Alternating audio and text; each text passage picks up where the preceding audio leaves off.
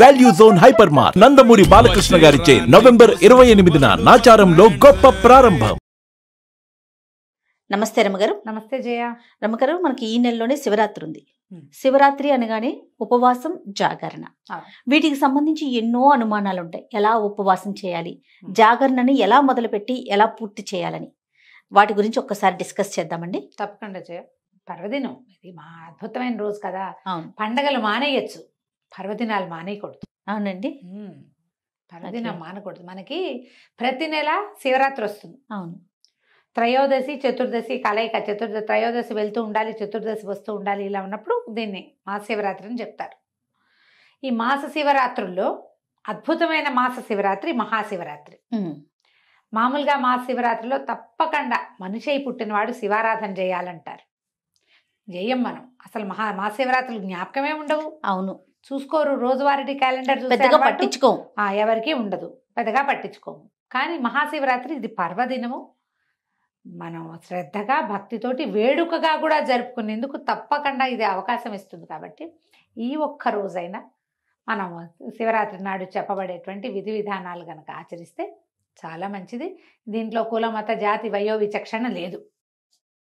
పర్వదినం ప్రతివాడికి అవసరమే. ఎంత చిన్నది చేసినా ఫలితం ఇస్తుంది. ఈ పర్వదినాల ప్రత్యేకత ఏంటంటే, నువ్వు చేసి తీరాలి అదేమిటో అమోఘంగా అనేం కాదు. నువ్వు ఏం చేసినా ఫలితాన్ని ఇచ్చే రోజు. నువ్వు రోజువారీ చేసేదే, రోజువారీ స్నానం చేస్తావు, రోజువారీ దండం పెట్టుకుంటావు అనుకో. అవును, సంవత్సరం అంతా పెడతాం.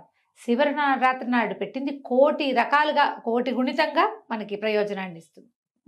మనకి ప్రయోజనం ఎక్కువ సిద్ధించే సమయాన్ని మనం వాడుకోవాలి కదా. అవును, ఎప్పుడు ఏం చేస్తాం మనం, ఆఫర్లు ఉన్నప్పుడు కొనుక్కుంటాం. ఇది బంపర్ ఆఫర్ మనకి. అందుకని ఈ రోజున భక్తి, శ్రద్ధ, తాత్పర్యాలతోటి వ్యవహరిస్తే బాగుంటుంది. ఇంకా ఈ రోజు అనుసరించాల్సిన విధి విధానాలు, జనరల్ శివరాత్రి యొక్క ప్రత్యేకత. శివరాత్రి అనగానే ఉపవాసం, జాగారం, అంతే. ఉపవాసించటము, జాగరణ చేయటము. ఉపవాసాల్లో కూడా ఏవో 2-3 రకాల పద్ధతులు. ఉపవాసం చేయటం అంటే సాధారణంగా ఉపవాసం అనగానే అన్నం అనేయటం అనే ఒక పాయింట్ ఉంటుంది. కానీ నిజానికి ఉపవాసం అంటే అది కాదు. ఉపసమీప వసన, ఉపసమీపే అంటారు. అసలు సమీపం, పక్కనే ఉండటం, భగవంతుడితో పాటు ఉండటం, భగవంతుడిని నీతో ఉంచుకోవటం. నువ్వు ఆయనతో ఉండాలంటే కైలాసానికి ఎటా వెళ్తామండి, ఆయన వెంటనే ఒక వెటకారాలు వస్తాయి. ఆయన నీతో ఉంచుకో. నీ లోపల భగవంతుడు ఉన్నాడని జ్ఞాపకం పెట్టుకో. మన లోపలే ఉన్నాడు కదా. అవును కదా. ఆ అంతర్జ్యోతిని మనం గుర్తించి, గ్రహించి, గమనింపుతోటి ఆయన్ని ప్రైజ్ చేస్తూ, ఆయనకి నచ్చే విధంగా ప్రవర్తిస్తూ ఉంటే బాగుంటుంది. అదే ఉపవాసం అంటే. ఆహారం మానేయటం అనేది చాలా చిన్న విషయం. సమీప వసనం చాలా పెద్దది. అవును, మనం దానికి ప్రయారిటీ ఇవ్వకుండా దీనికి ఎక్కువ ప్రయారిటీ ఇస్తున్నామేమో. అంతే, మానేయటం అనుకుంటాం. అమ్మ ఉపాసాలు నేను ఉండలేనండి. ఏమిటి, దేవుని తలుచుకోలేవు నువ్వు? తలుచుకోగలవు కదా, అంతేగా. ఆ మాత్రం చేయొచ్చుగా. మనం ఓం నమ శివ అనుకోవడం, శివ శివ అనుకోవటం. ఏదైనా పొరపాటు పడితే అయ్యో రామరామ అన్నట్టుగా శివ శివ అను. తలుచుకో, ఏదైనా చదువుకో, ఏదైనా విను, ఏదైనా పాడుకో శ్రద్ధగా, చాలు. అదే ఉపవాసం. నీకు శక్తి లేదనుకో, ఆహారం తగ్గించుకోవటము, అన్నం మానేయటం నీ వల్ల కాదు. కనీసం ఇట్లా భగవద్ ధ్యానం చేసుకోండి. ఆహారం తినకుండా ఉండగలిగే వాళ్ళు రోజంతా ఉపవాసం చేస్తే మంచిది. ఒకటి, ఆహారం తినాలి, ఎంతో కొంత టాబ్లెట్లు వేసుకోవాలి, మాత్రలు వేసుకోవాలి, ఏవో ఉన్నాయి రకరకాలు. కొంచెం అల్పాహారం తీసుకోవటం. అసలు మామూలుగా అయితే టిఫిన్లు అవి చెప్పరు. ఎక్కువగా చెప్పేది ఏంటంటే పళ్ళు, కందమూలాలు చెప్తారు. కందమూలాలు ఏం తింటాం మనం ఇప్పుడు? చిలకడ దుంప. మొన్న ఎవరు చెప్పారు బంగాళదుంప కూడా తినచ్చండి అని. తినచ్చు. పళ్ళు, కందమూలాలు తీసుకోవచ్చు, పాలు తాగొచ్చు. మజ్జిగ సాధారణంగా చెప్పరు. ఇవి తీసుకోండి. ఏదో మాత్రలు వేసుకోవాల్సిన వాళ్ళు అందరికీ ఇవాళ రేపు థైరో నార్మల్ వేసుకుంటారు, బీపీ టాబ్లెట్ వేసుకోవాలి, షుగర్ టాబ్లెట్ వేసుకోవాలి. డయాబెటీస్కి తప్పదు కదా, మెయింటెనెన్స్కి. అలాంటప్పుడు ఏదైనా ఇలాంటిది ఒకటి తీసుకుని అది తీసుకోవటం. కొంచెం ఆహారం లేకుండా ఉండగలం కానీ ఏమిటో వీక్గా ఉంటుందండి అంటారు. వీక్గా ఉండేవాళ్ళు నీళ్ళల్లో కొంచెం తేనె వేసుకుని తీసుకోవచ్చు, కొబ్బరి నీళ్ళు తాగొచ్చు, ఏదైనా పళ్ళు గిళ్ళు తీసుకోవచ్చు. ఇవి తీసుకుంటూ రోజుని మనం చక్కగా ముందుకు తీసుకెళ్తాం. అక్కడి నుంచి జాగరణ. ఈ ఉపవాస నియమం కూడా అన్నం మానేటంటే దీనికి ఎట్లా అంటే ముందు రోజు రాత్రి కూడా తినకూడదు జయ. ఏకాదశి కూడా అంతే కదా. ముందు రోజు రాత్రి కూడా అన్నం తినకూడదు. ఏదో తద్భిన్నం ఏదో తింటారు, అల్పాహారం అది తీసుకోవటం. మా శివరాత్రి నాడు 2 పూటలు లేదు. మరుసటి రోజు ఉదయం భోజనం చేయొచ్చు. స్నానం చేసి పూజా విధానం చూసుకుని ఏదైనా దేవాలయానికి వెళ్ళదలుచుకుంటే వెళ్ళొచ్చి ఆహార స్వీకారం చేయొచ్చు. జాగరణకి ఇంకో నియమం ఉంది. జాగరణ, శివరాత్రి జాగారం అంటే ఇదివరకు చిన్నప్పుడు ఓ టికెట్ మీద 2 సినిమాలు అవి ఉంటుంటాయి. అవును, సినిమా చూడడము, టీవీ చూడడము, టీవీలో కూడా బోల్డ్ సినిమాలు వేస్తుంటారు. ఏమిటో అది కాదేమో అని అనిపిస్తుంది జయ. కానీ ఇంకోలా చేయండి అని ఏం చెప్తాము? శివనామస్మరణ చేయండి, హరికథలు వినండి, ఎక్కడ ఏదైనా చదువుకోండి అంటే నిద్ర వస్తుంది. అవును, నిద్ర వస్తుంది. సినిమా ఉంటే ఏదో కొంచెం ఇంట్రెస్టింగ్, అది కూడా ఏదైనా భక్తి సినిమా ఉంటే కొంచెం కొంత సూక్ష్మంలో మోక్షం. అంతే అంతే. అవకాశం ఉంటే ఏదో సినిమా చూసి జాగారం చేయటం. అక్కడి నుంచి మర్నాడు సాయంకాలం దాకా నిద్రపోకూడదు. ఏకాదశి ద్వాదశి నియమాల్లో నేను చెప్తాను కాదు, ఎలాగా మనం ఏకాదశి నాడు జాగారం చేస్తే, జాగారమే కాదు ఉపవాసం చేసినా ద్వాదశి నాడు పగలు పడుకోకూడదు. అవును, చుక్కలు చూడాలి. అవును, ఈ శివరాత్రి కూడా అంతే. శివరాత్రి కూడా ఇది నియమం. చేయగలిగితే చేయటం, ఎంత చేయగలిగితే అంత. పగలు నిద్రించకుండా సాయంకాలం చుక్కలు చూసినాక, అంటే చుక్కలు చూడలేం మనం, అమావాస్యకు ఒక రోజు ముందు ఆ చుక్కలే కనపడవు. సూర్యాస్తమయం అయితే చాలు. ఏదైనా కొంచెం తిని పడుకోవచ్చు ఉండగలిగిన వాళ్ళు.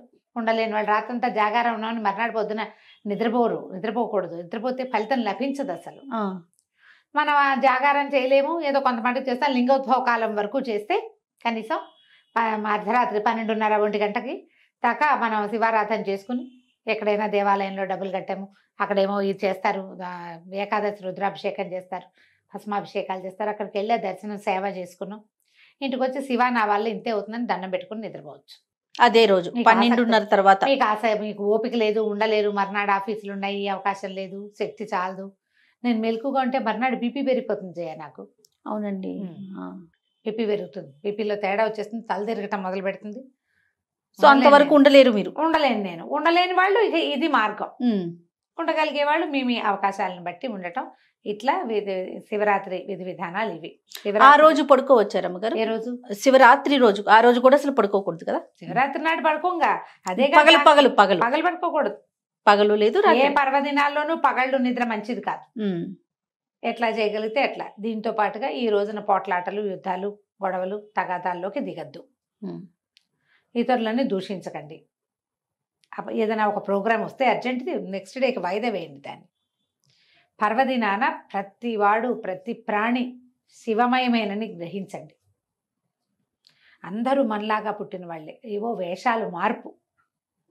ప్రతి వాళ్ళలోనూ నాలో ఉన్నట్టే శివుడు ఉన్నాడు అని శివుణ్ణి గుర్తించే ప్రయత్నమే చేయాలి.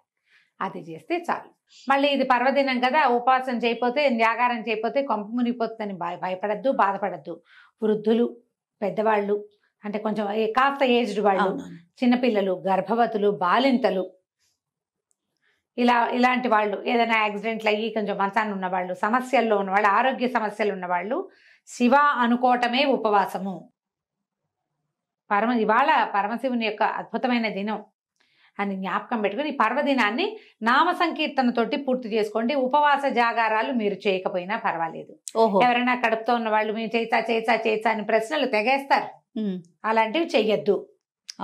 ఆహార స్వీకారం లేకపోతే ప్రెగ్నెన్సీలో చాలా ఇబ్బందులు అవుతాయి. బాలింతలు కూడా పాలు ఉండవు పిల్లలకి. అందుకని అటువంటివి చేయబోకండి.